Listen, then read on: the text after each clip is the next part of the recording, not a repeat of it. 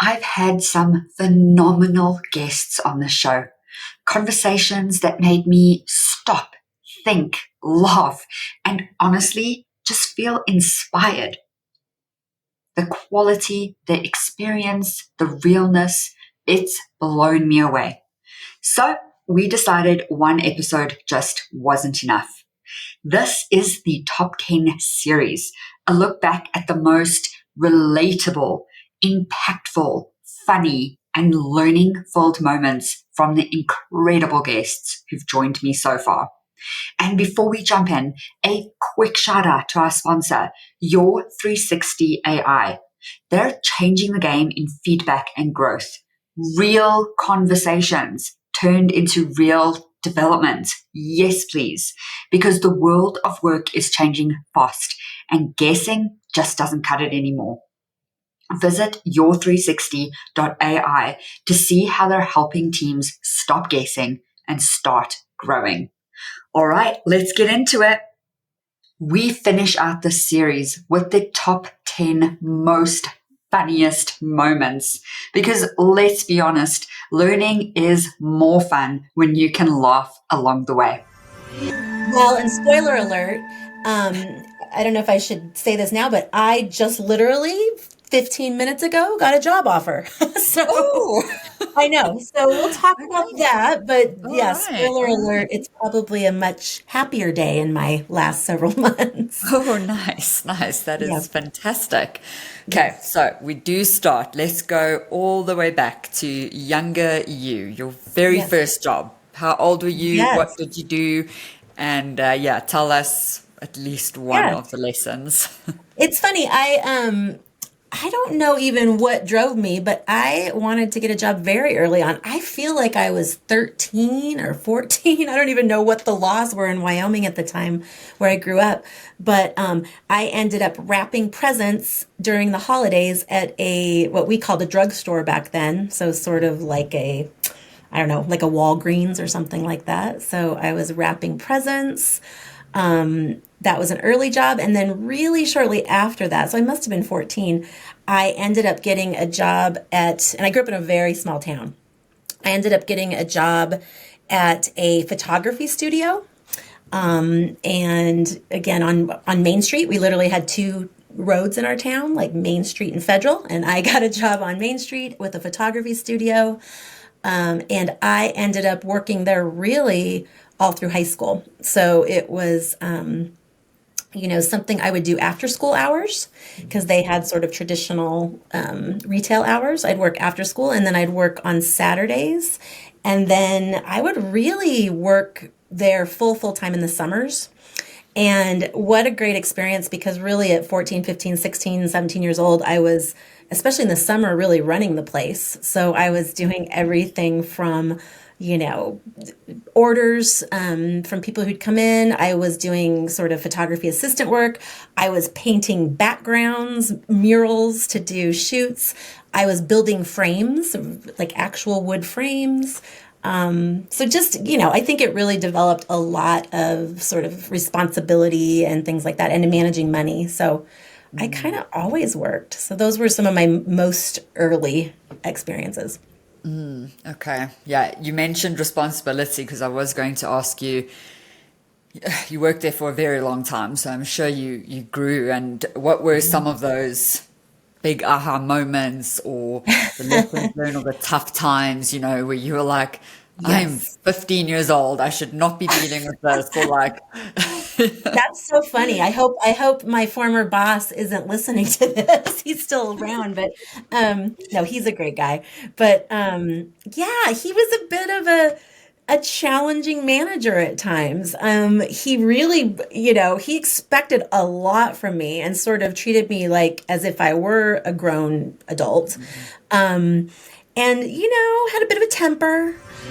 Well, this is so. I mean, again, this is a it shows how old I am, Candice, because this is pre-internet days, and we didn't even have mobile phones, I think, in these days. So it was in the days where if you needed to get this piece of paper across to somebody really quickly, the only way to do it was stick it in the post or give it to a motorcycle courier who could then ride it over to. So yeah, we used to move a load of stuff that these days is just an email, and architectural drawings and all that kind of stuff. I mean, I didn't do it for that. I mean, there was no fun in doing that. There was fun. I don't know about fun. I mean, I was driving around central London most of the time on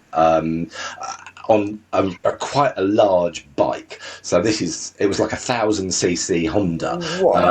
I know, and so. And I very, very quickly realised that that bike just did not do it in central London. What you needed was a little scooter or a 50cc to dive in and out of the traffic. And a 1,000cc bike was way, way, way too powerful. So even then, I managed to cock up being a motorcycle courier. Oh man, yeah. And yes, well, maybe I'm also that old, but when I moved to London, I moved there straight after school, after high school, and I still had the map. And so like I remember walking with like a map and turning it around because I'm like, I don't know where I'm going, and like trying to get to job interviews, and I'm like, okay, I've got to get the tube to this station and then like walk down this street. Yeah, like Google Maps is my BFF now. Like, but the thing is, I love you so much. It's my favourite app. Say that because these days, I mean, the old map day. I mean, I'm not necessarily one to say that it was better when in the olden days, but you see people now coming out of the tube station and they're going, "Oh, that way," because they're trying to work out if the Google Maps is actually centred correctly. I mean, the map was great. Look at it that way. So. Yes, I am that person though. I have no sense of direction. Like even my mother-in-law, like we moved to Colorado and she's like, we go left. I'm like, how do you know that? Like I've been here for years. It's the ones that, I've done this so many times where you start walking off in a certain direction, looking at your Google Maps, and then you realise that actually no, one should be walking completely the opposite direction. That's a good video idea, just saying. That is so funny. Okay, so all right, that is what a bike courier was, like I suppose a really fast postman, I suppose. Exactly. Yeah, okay. All right, and then so you messed that up by buying or having a bike that was too big. So now you made pizzas. Were you customer facing or were you like in the kitchen? No, I was in the kitchen. I was. Okay. No, they wouldn't allow me to go and speak to people. So that would have been dangerous. Yeah.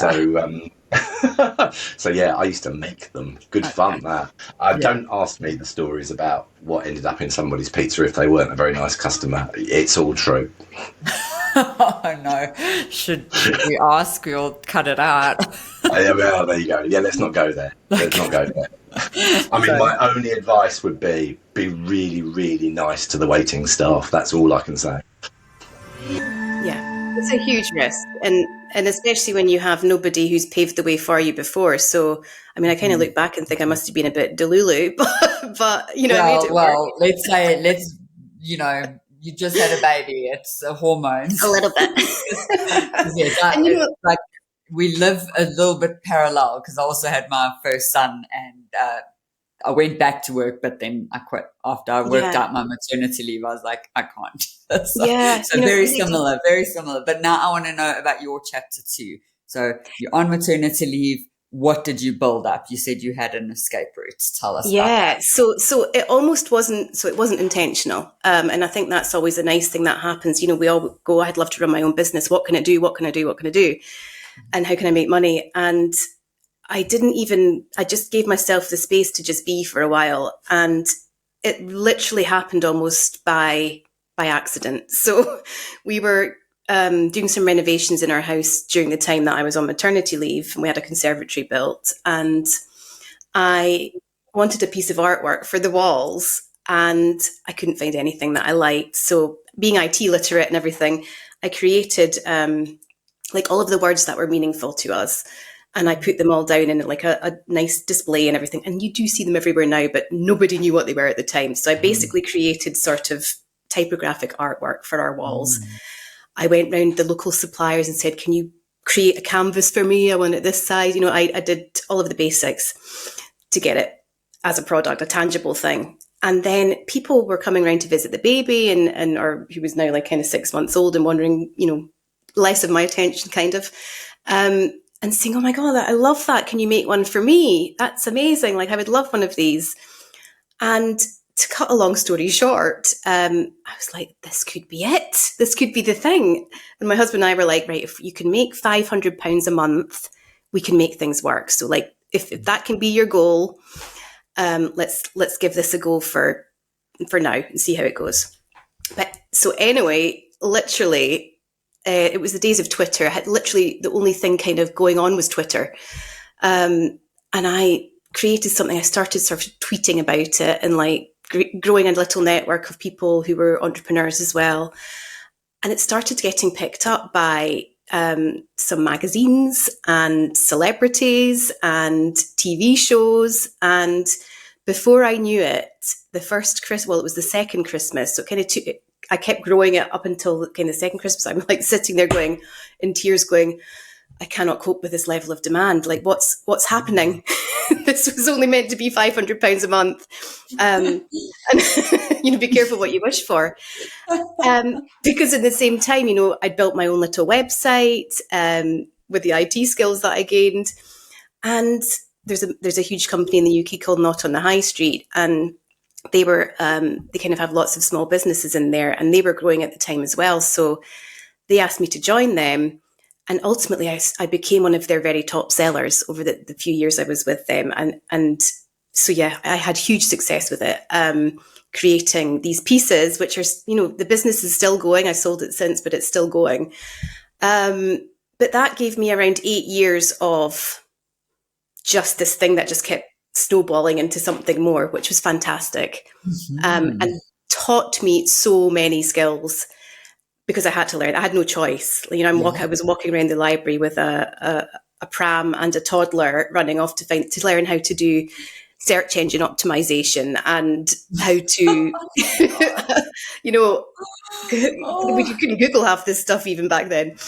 Because I realize people that really work the hardest every day, a lot of times they're not the ones that maybe are necessarily making the most money. I've learned to separate hard work from making money because I understand what hard work is. So I'm so grateful for all those jobs, but my upbringing is pretty, it's pretty blue collar. So.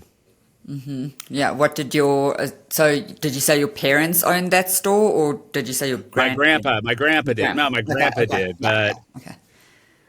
But then my parents got divorced, and it was on my grandpa on my dad's side. And I would have if things had played out differently, I'd probably own that store and still live in Seattle and whatnot, but that's not the way it played out. But yeah, my grandpa, I drove the furniture truck for a few different years, for a couple of years, and then I was driving the delivery truck and then also having to like clean up the showroom and the bathrooms and whatnot. But I was delivering like really heavy furniture, sofas, sofas, big china cabinets, and it was good though, yeah. Because it's funny because I was up helping my mom move last week, and the movers came to do some stuff, and I got right in the mix. They're just like, "What? This guy's like in the mix." I was helping him move stuff and this and that, and they were like shocked. They're like, "Really? You know how to do this?" I was like, "Yeah, you don't forget. It's like riding a bike. You don't forget how to do it." So I don't have an issue getting dirty and still just helping out. I'm not above that at all. So so that's basically that's my first cluster of jobs, which was probably over a 5-6 year period. And I had one other job too. I worked at Baskin Robbins, Ooh. and I was named best scooper in Seattle 3 years in a row. That's totally. I have that on my LinkedIn profile, but that's not actually true. But yeah, I named myself best scooper in Seattle 3 years in a row. You named it. So I worked there as well. But that was not a good job because I was like in an awkward growth phase. So I was still like going through like puberty and trying to I was like 5'7" all through high school, and then literally like freshman year of college I grew to 6'4". I grew like really. People think I'm short, by the way, but I'm really tall. So I grew like 9 inches freshman year of college. But yeah, working in an ice cream store and still going through this awkward phase where you're not growing into your body fully and stuff, and having ice cream around, it was not a good combo. So But yeah, so I had a lot. Yeah, I've done. I've done a lot of hard work manual jobs. But the UPS job, I was in the best shape ever. I was loading two semi trucks a night. It was like a 4 hour shift. I was just drenched, Yeah. drenched in sweat. But it was great shape. Really, really just taught me, wow, yeah, what hard work really, really looks like. Yeah. Yeah. Yeah. That's like 4 hours of hardcore gym every night. I mean, that Yeah, and is I did that 5 days. I think crazy. it was a Monday through Friday. So I did that 20 hours a week. Yeah, that was yeah. It Yeah. was I don't even think I needed to go to the gym. Wow. Maybe I did, No. but it was it was good. I enjoyed all those jobs actually. To be honest with you, those are jobs where you're still like formulating your dreams and kind of like thinking what's beyond, right? All those jobs you're dreaming about, kind of like the next step, right? And then Yeah. you get in the corporate world and you're just like, wow, really? This is not as glamorous as I once thought, right? Because Yes. Yes.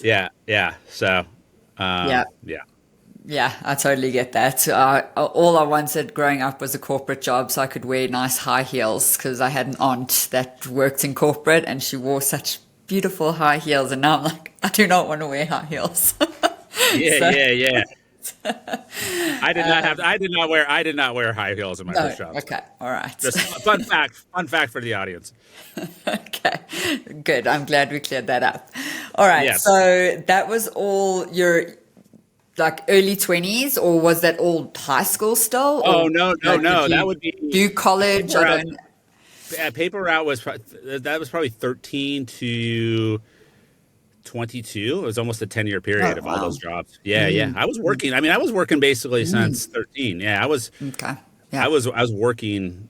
Yeah, I was even, unless a lot of those jobs were even during high school and stuff. So yeah, I was. In hindsight, I wouldn't have done that because some of that stuff affected my studies because I was working so much with like while balancing academics. I did one smart thing though. The final 2 years of undergrad, I said I'm not going to do any work. I'm just going to focus on academics and really, really position myself to have like an amazing GPA. And it worked. I ended up my final 2 years of school. I transferred as a community college student because I was trying to figure out some things what I wanted to do. Long story, but I thought I was going to become an airline pilot actually. So after high school, I thought I was going to go become an airline pilot, and they said not to do that. So ended up not going to aeronautical school, and then went to community college, took business classes, and just kind of figured out, all right, I'll be a business major. But the final 2 years, I decided I'm not going to work at all and just focus on academics. And I ended up graduating with a 3.93, summa cum laude. So I finally actually applied myself and said, all right, I'm just going to focus strictly on academics, and I have all these jobs. In terms of a specific story, I remember getting really upset once because I'd served a steak to someone and he looked at it and he went, "What the hell is that?" And I'd said, "Oh, it's your steak, and he'd ordered it. He'd ordered it rare, I think. I don't know the difference, really. I wouldn't know how to test. Back in the days when I ate meat, I would only ever get well done. I'm one of those people who everyone hates because I literally butcher the dish by having it. And I remember him saying, what the hell's that? I ordered this rare. This is so overcooked. And I said, okay, I'll go and speak to the chef. And he didn't stop there. He decided, no, he was going to really go in on me. And he absolutely just ripped me apart. It was awful. And I just thought, you don't do that to anyone. But the fact that I was a 17-year-old girl was probably a lot worse in some way. I hate to play an age or a gender card, but it felt worse. And it was awful. And he just embarrassed me. And it was terrible. And I had to take it back to the kitchen. And I remember the chef, John, he saw what state I was in. And he didn't get sacked for this. I've got no idea how he didn't get sacked. But he came out with me. And he came out and he said, number one, you don't ever speak to her like that again. You don't ever send her into my kitchen in tears again. He said, number two, if that steak was any rarer, it'd be, can I swear, it'd be fucking mooing. And It's brilliant. So I love that. I love that, he kind of like defended me and put this guy in his place. Yes, How yes. he didn't get sacked, I don't know. I'm so glad he didn't, because Yeah, but isn't that the team? I mean, so it seems like the leaders of this pub were really focused on creating this team environment. And so, like, losing one customer, but like creating this team morale, I oh, think is like super worth it. So, yeah, absolutely. John does not deserve to get sacked. I wish more places were like that, because I think a lot of Yeah. companies these days are so scared of what one client or one customer will say. And you think you could do everything right and you'll get one client or one customer who's got a Always. problem. Yeah. And if you pander to them, it's going to cause resentment within your staff and in your teams, because you didn't back them. So I'm not 100% sold on the customer is always right. No, I'm not. It's not for me, no. Tell me about your first jobs, like that paid you money. And I know a couple, because I still think about things you taught me of how to spray on perfume. I still do it like that. You taught me that. And always read That's the right. produce in the back. So Yes, tell us a little bit about those days. Yes, I actually started working at quite a young age, kind of in school. A couple of jobs actually. So I think my very first paying job was in a supermarket, one of South Africa's biggest supermarkets. So I worked at the Spar in South Africa, very close to my house, just around the corner from my school. So I actually used to walk there after school on a Friday, and I'd work there on Saturdays and Sundays. And that kind of took me through the whole supermarket adventure. I worked in, as you said, I worked in stacking shelves, working on the tills, checking people out. I worked in the bakery and the meat sections. I worked in the warehouse, like at the back of the shop, like actually counting stock and refilling stock and things like that. And eventually, before I left, I worked in the office, where all at the end of the day, all the cashiers would bring their tills to the front, and I would have to reconcile all of their tills to make sure that everything was good. So. Really randomly, I still have such amazing memories of working at the Spar. I still, like, every time I smell fresh bread, it kind of reminds me of when I worked like in the bakery. That was probably my favorite section, was to work in the bakery. It was so awesome. There's nothing as good. Exactly. And it was great. It kind of sets your grounding, I would say, for understanding just how to work, how to engage with customers. Very customer centric job, and the customer's always right. And in a supermarket, that's a very difficult situation to handle, because people come at you with all sorts of things you wouldn't even imagine. So yeah, that was my very first job. And from there, I moved on to one of South Africa's biggest clothing retailers called Edgar's. Again, in my little local town, I started there because our sister Jenny was working there. So she put in a word for me, and then I started working there, and then she stopped. So then I was working there. And again, at really great exposure as well at a young age. Again, there I worked as a cashier on the tills. I worked in the shoe department for a long time, which was quite interesting. And again, you just get exposed to all those different areas. So, cashing up the tills, restocking shelves. It's a lesson in humility on where you stand in the scheme of things, because one of the jobs was to make sure that the racks with the clothes were always looking exactly as they should, which is really difficult. The racks they were high chrome racks. So, through the day, you don't even think about this stuff, but they were just full of fingerprints. We couldn't have fingerprints, so you had to go around. Every hanger, I think every hanger had to be about 2 centimeters distance between the one in front and the one behind. So you spend your day going around doing this. Again, just great learning opportunities, really fond memories.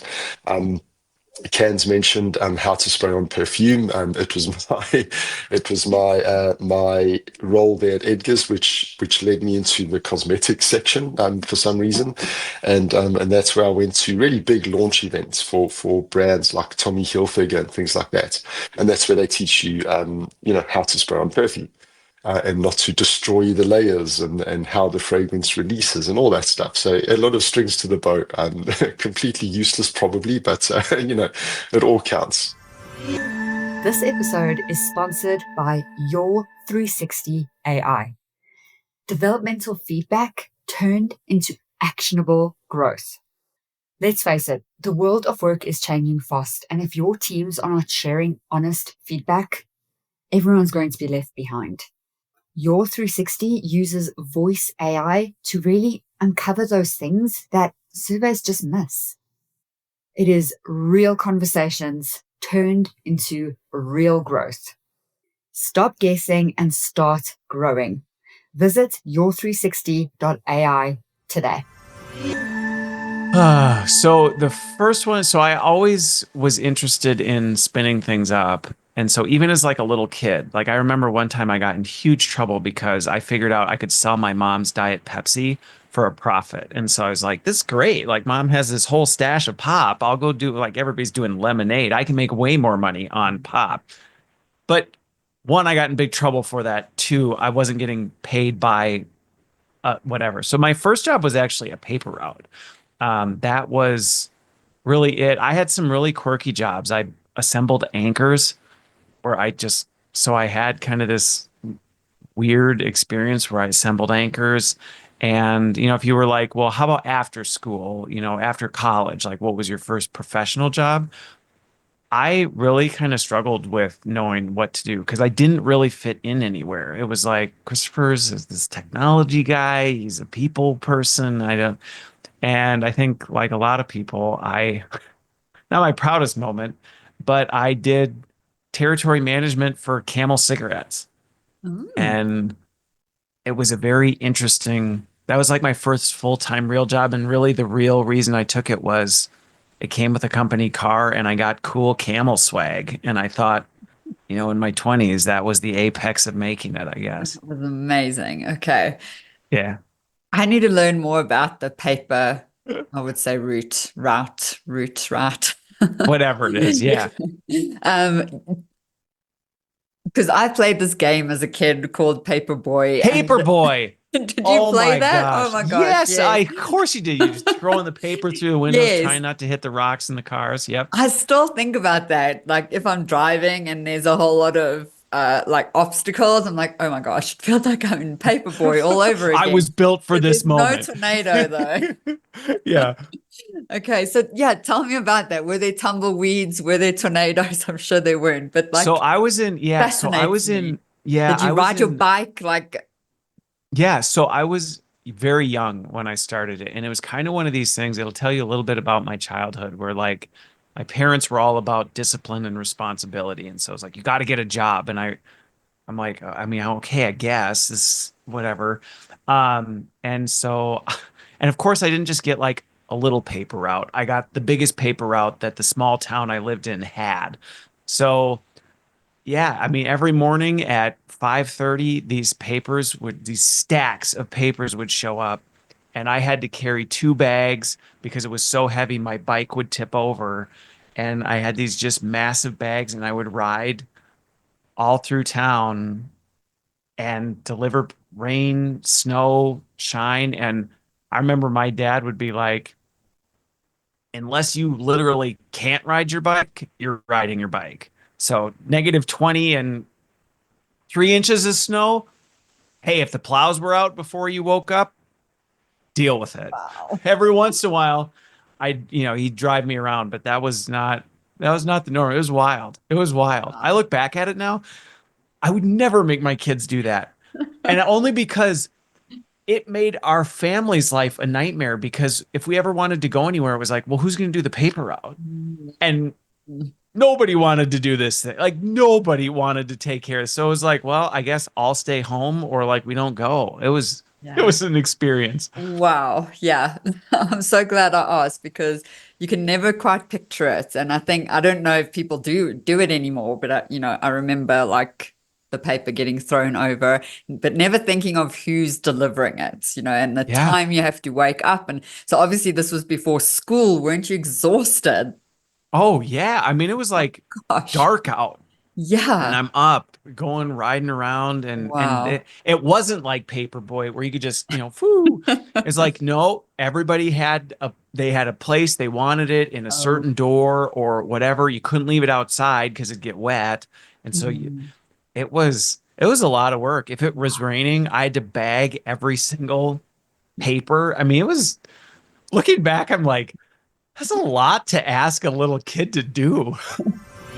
So tell me now about these 5.5 years, because going from, oh my goodness, your story Yeah. is so fascinating, from primary school teacher to scuba dive instructor to hospitality hostess. I don't know, Yeah. like Yeah. you Yeah. take Yeah. people Yeah. on Pretty much tours, running yes, lodges. Yeah. Yeah. to recruiter in a agency to Yeah. that what like Head of talent. IT head of talent, Yeah. and now to owning your own business. Like, what are some of the differences? Because I think a lot of the times, and okay, maybe Instagram knows my algorithm, so it definitely feeds me up all the highlights of being an entrepreneur. But I think it's very much glamorized um, as the savior to everything. But I think sometimes, and I will definitely say that I've been stuck in the mud with being an entrepreneur many times. So yeah, Yeah. what's your journey? And tell us some of the muddier times. Well, it was actually really interesting because when I did put in my resignation from this company where I'd been, sitting on the exco for nearly 10 years and really, really like hectically, busy. And I just said to myself, "Oh, I just can't cope anymore. Like, I just tired of this corporate. They've just sold to another corporate. Like, I'm over it. I want to actually just take more time to work on my photography, spend more time, doing things that I want to do." Became an entrepreneur and never worked as hard as I did for the first 3 years of my life. Like, literally had to remind myself to come up for air, let alone sunlight. I actually did a post about this yesterday on LinkedIn of, like, time is your most precious commodity. So only now that we've been in our new location now for a year, have I actually said no more weekend working, because that's what entrepreneurship is. I mean, you leave because you want a better work-life balance, and you want to be your own boss and take leave when you want to. But my God, like, I've never worked harder in my life, and I worked hard in all of my previous positions too. I'm not going to lie. So Yes, I think yes. that's the shattered illusion, isn't it? Is that Mhm. you have all these illustrious ideas of you sitting on the beach with your laptop on your lap. I mean, that's just bullshit, isn't it? I mean, all of those pictures that, as you say, we see on Instagram. And It's like, even if what's you the are, like, there's probably been going to be sand in your laptop, like, just, No, and, yeah, and the then picture is my way problem better is than the then reality. I'm sitting here with like two external screens. Like, I can't go sit on the beach because I can't take my screens with me, and I need my screens in order to be able to function. So yeah, I'm very precious about. I don't even go and sit in coffee shops anymore because I can't take my screens. I've also got two screens. I literally have, Yeah. like, well, three, including the laptops. I'm like surrounded. Yeah, yeah, me too, Yes, and yeah, yes. I'm probably going to get a fourth the next year. So yeah, it's Yeah. it's what I need. I need this to operate. Do you feel sometimes you're in the matrix, like all this stuff around you, Yes, like, yeah, yeah, yeah. and then you move it from here to there? When I Next facilitate, is I one of feel those like like that. I'm flat like, curved oh, I'm going to have my curved notes screens. here and the people there and the. No, I absolutely. The also more am screens, precious the about my better. screens. Yeah, Okay. exactly. So, yes. All right. So tell me some of the toughest challenges in this, and not necessarily just in the entrepreneur space, because there are definitely a lot of pros to it. But yeah, just what Yeah. are some of the toughest challenges? And well, I'll ask you the next question next. Well, I think for me, being a solopreneur, and I've had many opportunities to grow my business, hire people. I get people approaching me all the time. Van, train me up. I want to work with you. But I've really stayed true to the idea that I realized when I was employed, I hated managing people. Like, it's just not my thing. I hated when,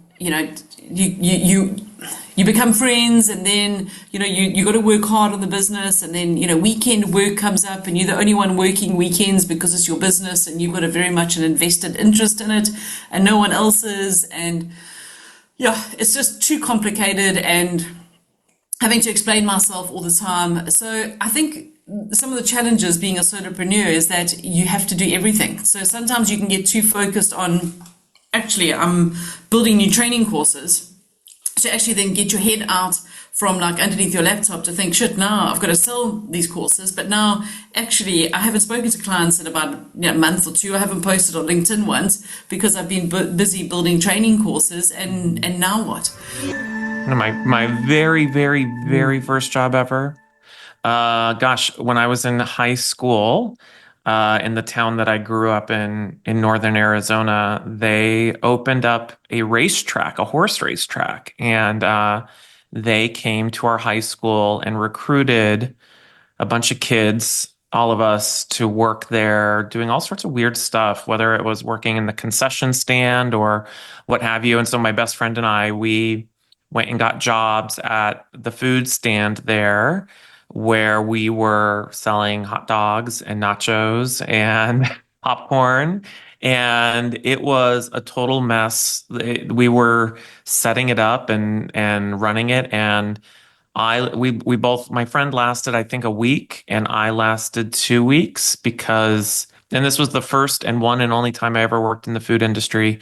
I remember I came home one day and I took a shower and I had nacho cheese behind my ear. And I was like, I'm done with working in the food industry. So that was my one and only job in the food industry. And that was my first job. Okay. All right. So after the 2 weeks, did you get fired or did you quit? No, I quit.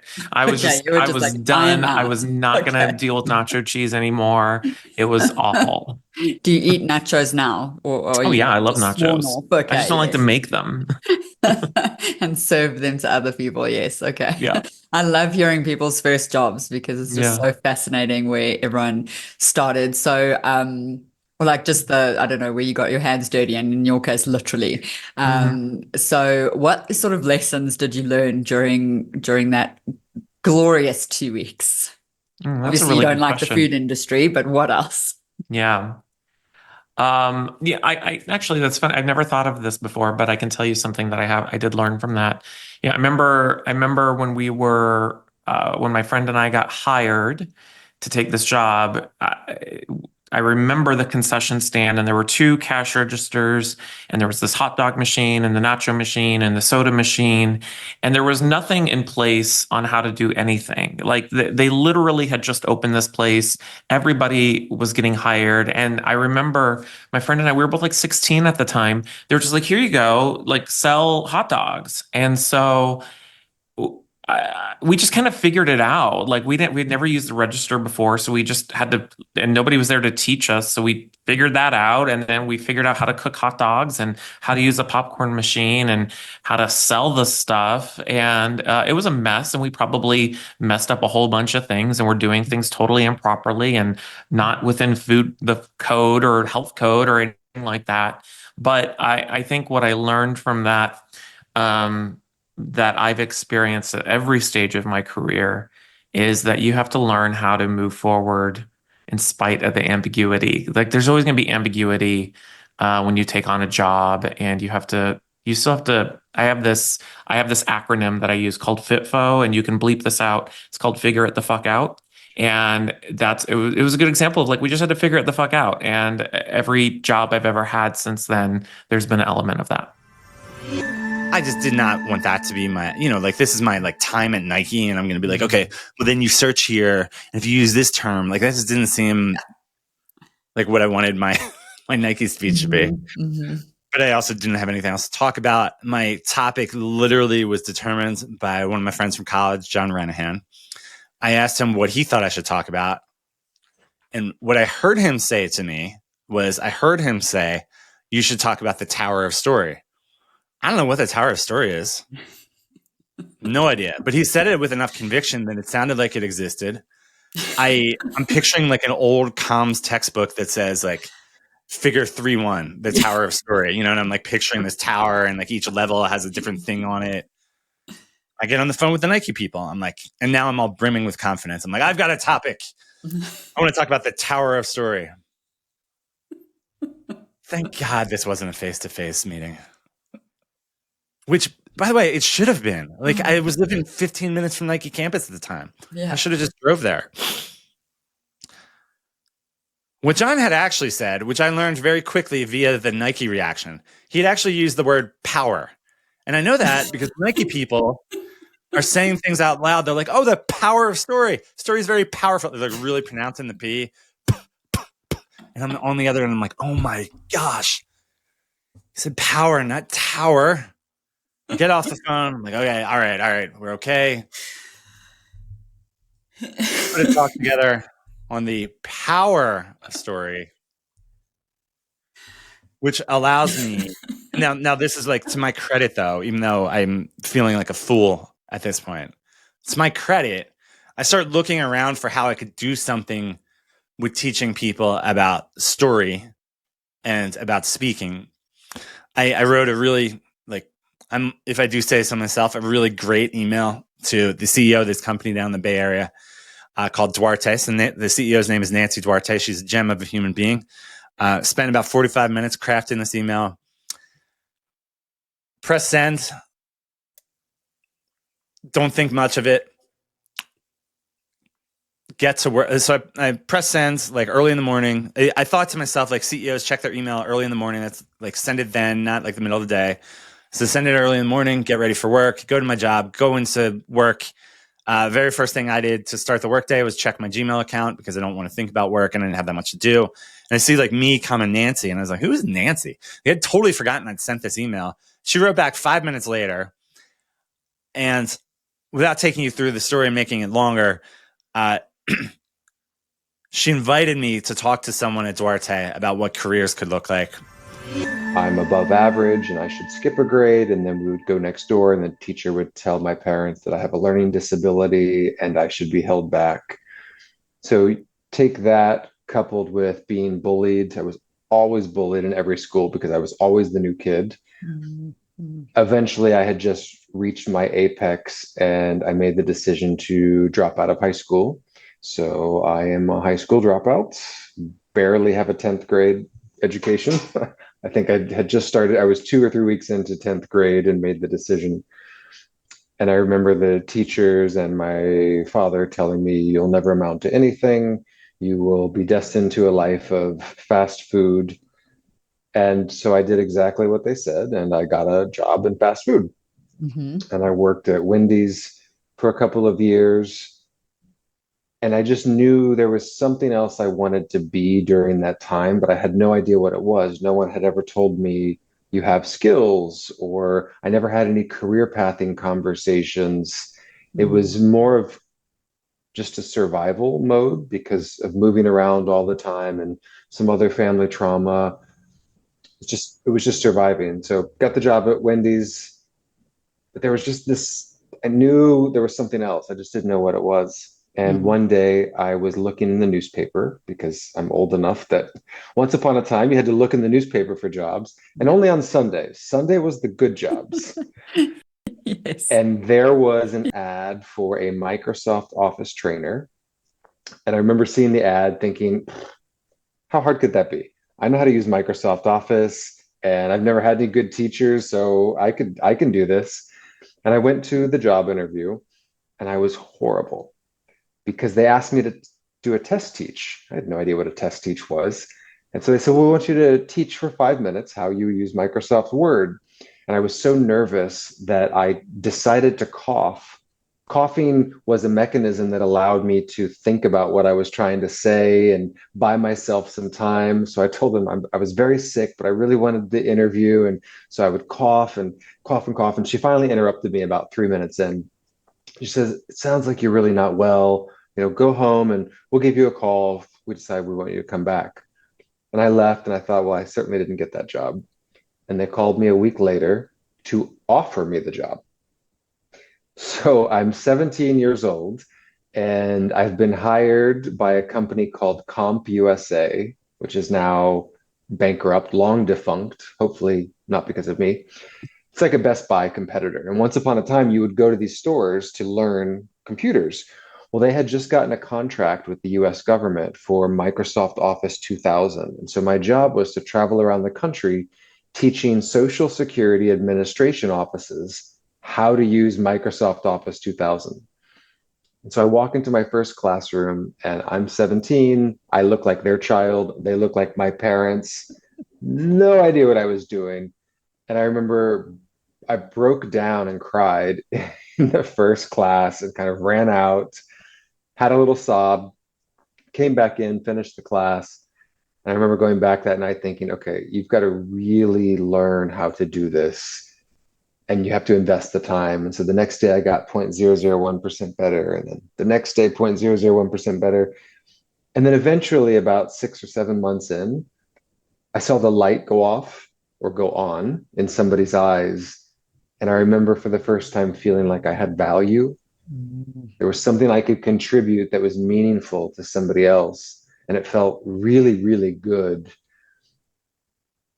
Fast forward, when I had my annual review with my manager, I'm not bad by this point. I'm better than I was. And I asked her, why did you hire me? I had to have been terrible. And she said, you were terrible, but you were the only person that had car insurance and no criminal record. And both of those were a requirement to be a contractor for the government. So that's how I got into this illustrious career, was I had no criminal record and car insurance. One thing I've realized very quickly is that I did not enjoy the work at all. I felt like auditing, which is what I was doing, for those that don't know, auditing is you're basically going in and verifying that a company, what they're saying they did financially that year is true. So you're going to like check invoices and talk to customers and like, oh, did these things actually happen and blah blah. And what I found that the job was basically like solving other people's problems, like not in a good way. That's not a good way to describe it. I was just dealing with problems all the time. Like, oh, this invoice, we can't find it. We've lost it. Like, whatever. It's like get into the technicalities, but it was just like one thing after another of this other business's problems that I had to try and help them think through. And not even like in a value add way. It was like I'm like signing off that this is helping my boss sign off that this was what happened. So anyway, it was miserable work. I really didn't enjoy doing it. What I did enjoy was meeting people who worked in these businesses and, becoming friends with them. And I guess an interesting part of the story as well is that I started that part of my career with dreadlocks, which in South Africa was perhaps a little bit more acceptable. I will get you something you can share it in the show notes today. But it was interesting. I got them in college. I went to my first year and a half at KPMG with them, and I got lucky. I had a boss who was open to it. He was like, all right, you can see what you know what you're doing. Like, as long as you kind of wear it neatly and whatever, like, I'm okay with this. And so he backed me. I was also not in their like high profile client team. I was like working with small businesses, which was actually awesome because I got to work with some people were stuck on like one client a year. I had like 12 clients a year, and I got to learn lots of different business from like architecture firms to manufacturing to so that was really cool.